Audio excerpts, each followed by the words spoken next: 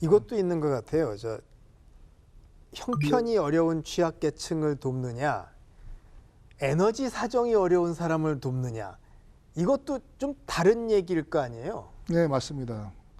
그래가지고 그게 이제 해외 같은 경우에는 그 취약계층에 대한 정의부터 하고 있죠. 그런데 이제 우리나라는 문제가 심지어는 용어도 통일이 안 돼 있고요. 에너지 취약계층, 에너지 저소득층, 에너지 빈곤층. 그러니까 이게 용어부터가 지금 정리가 안 됐고 막 난립하고 있고요.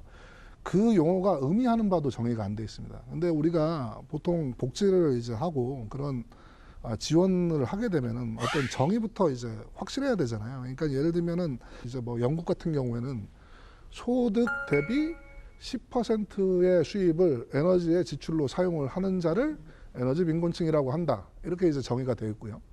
뭐 이제 다른 나라들도 각기 이제 그 개념들을 이제 잡고 있는데 이제 우리나라는 에너지 바우처 아까 개념을 말씀하실 때도 말씀을 하셨지만은 대상자에 대한 정의부터가 안 돼 있어요. 그리고 그게 정의가 안 돼 있기 때문에 그 사람들이 신청을 해가지고 받는 지금 시스템이고요. 여기서 이제 하나를 더 확대하려고 이제 올해 하는데 그것도 정의가 안 돼 있으니까 그럼 빈곤의 개념을 대입해가지고 차상위 계층까지 그럼 해주자. 뭐 이게 그냥 그때 그냥 생각나는 대로 지금 하고 있는 그런 이제 형국인 거거든요. 그러니까 만약에 선별적 지원, 보편적 지원을 이제 하더라도 선별적이라는 게 어디까지가 선별을 하는 건지 안 그러면 다 보편적이 이제 되는 거기 때문에 그런 정의부터 이제 해야 된다라고 이제 생각을 합니다. 근데 이게 형편이 어렵다와 네. 에너지 사정이 어렵다가 다른데 네네. 소년 소녀 가장이 있으면은 여기 형편은 어려운데 에너지를 많이 쓰는 사람은 아니에요. 네. 일 나가거든요. 네네네. 노인은 형편이 네. 조금 나아도 전기장판 틀어요. 네. 이게 이렇게 생각하면 여기 댓글에 나온 것처럼 그냥 적자 메워서 차라리 요금 낮춰주자가 설득력이 있을 수도 있거든요. 어떻게 보세요, 네. 소비자 입장에서? 그 말씀도 뭐 맞기는 맞는데요. 일단 그 에너지 취약계층이 지금 똑같은 어려운 계층이라 하더라도 소년, 소녀 가장하고 노인하고 에너지 사용하는 게 다르지 않냐. 그거는 맞는 말씀이기 때문에 이거를 이제 에너지 취약계층을 개념부터 시작을 해가지고 추려내는 게 이제 굉장히 어려운 일일 거다. 이렇게 생각을 하는데요. 우리 사회자님 말씀하신 것처럼 가격을 낮춰가지고 모두 다 혜택을 보게 하자. 그런데 지금 현실은 가격을 낮출 수 있는 그런 현실은 아니다. 이렇게 볼 수가 있는 거죠. 지금 거의 93%를 외국에서 가져와가지고 소비자가 난방으로 사용을 하는 거니까요. 그래서 에너지 취약계층하고 그 복지의 취약계층을 이렇게 나누는 것 자체는 저는 그렇게 바람직한 거로 보이지는 않고요.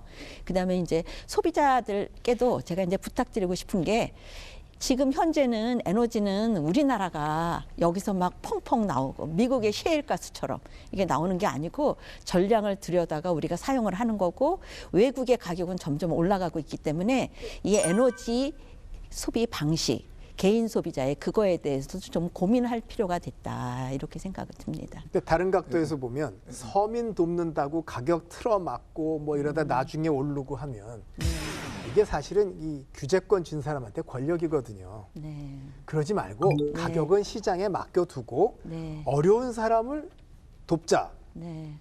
방향은 맞는 거 아니에요? 그러니까 방향은 맞는데 속도를 어떻게 할 거냐. 그게 이제 가장 중요하고 속도가 너무나 가파를 경우에는 개별 가게가 겪는 고통이 너무나 크기 때문에 이제 국민들의 원성이 자자하고 또 하나 중요한 거는 조금 적응할 수 있는 기간을 좀 준다는 의미에서 속도 조절이 필요하다. 이렇게 말씀드리겠습니다. 결국은 이제 경제학하는 분들은 가격은 시장에 맡겨야 사람들이 투자도 따라가고 소비 패턴도 따라가고 어려운 사람은 바우처를 하든지 따로 돕자고 하는데 또 요금 폭탄 이런 얘기 나오면은 이제 쩔쩔맬 수밖에 없는 게 현실인데 어떻게 경제학 입장에서는 참 이게 쉽진 않죠, 이 얘기가. 네, 이제 언제나 원칙적인 얘기로는 그게 원칙입니다. 그러니까 시장하고 복지는 분리해가지고 가격이 작동하게 놔두고 그러면은 이제 쌀 때 많이 쓰고 비쌀 때 덜 써라. 그게 자원을 가장 효율적으로 배분하는 방법이다.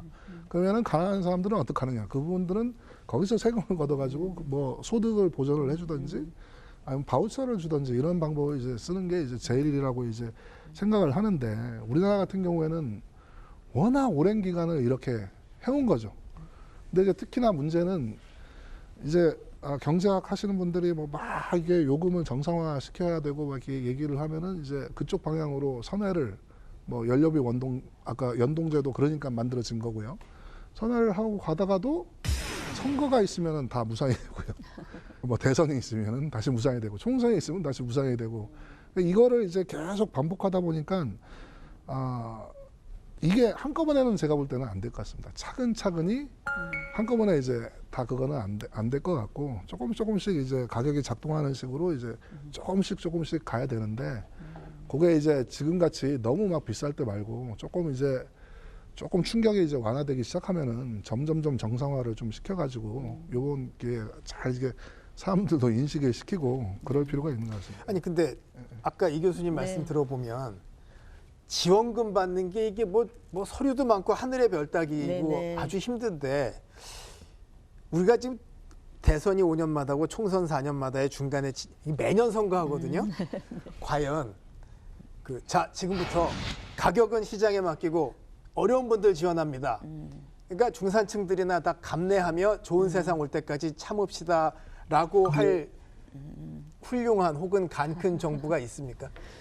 원래 공급자가 독점이면 이제 소비자의 이익이 이렇게 담보되기가 어렵습니다. 그래서 공급자들이 경쟁을 치열하게 해야 막 더 싼 거 사오기 위해서 노력도 하고 이러거든요. 그런데 이제 미국이나 이런 데는 전기 사업자, 가스 사업자가 민간이 하고 거기에 경쟁이 막 있거든요. 근데 이제 우리나라 같은 경우에는 이제 정부가 독점적으로 공급자의 역할을 하죠. 그렇기 때문에 결국은 무슨 얘기냐? 정부가 독점적으로 공급자의 역할을 하는데 가격을 올리거나 그러면 또 국민들 원성이 자자하다. 그래서 아까 계속 김영건 교수님께서 가격을 올려라. 그러면 문제가 좀 해결될 시장에 거죠. 맡기라고 했죠. 올리라고는.